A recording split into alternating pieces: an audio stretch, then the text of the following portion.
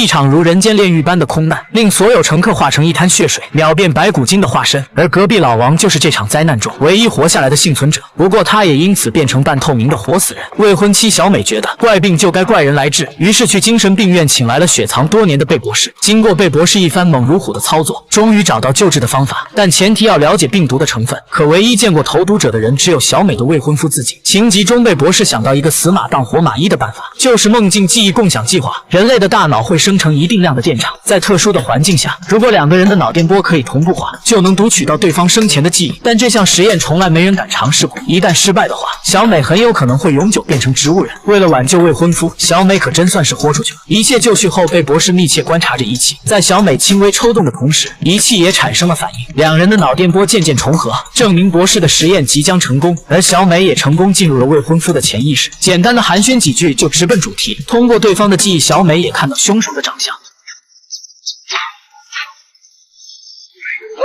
I saw him. I saw John get hurt. I was there.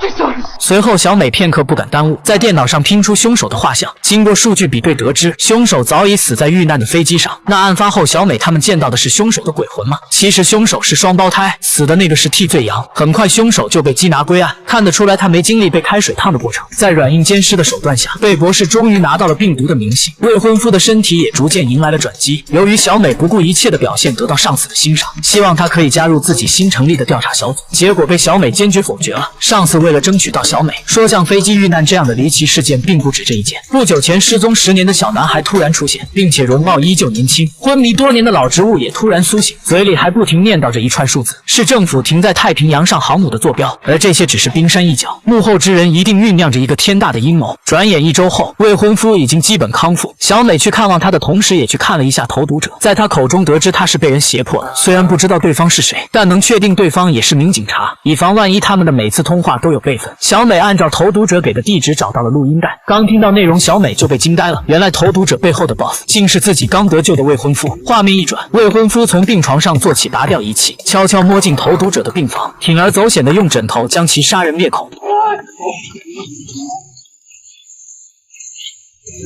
反应过来的小美立刻赶回医院，恰好在医院门口遇上准备畏罪潜逃的未婚夫，两人上演了一出《速度与激情》的精彩片段。期间，未婚夫不断撞击着小美，此时小美肠子都悔青了，早知道这样就不应该冒险救活他。不过最终正义还是战胜了邪恶，未婚夫不小心撞上施工围栏翻了车。在生命的最后一刻，未婚夫断断续续地提醒小美，为什么上司要选择你去调查此案。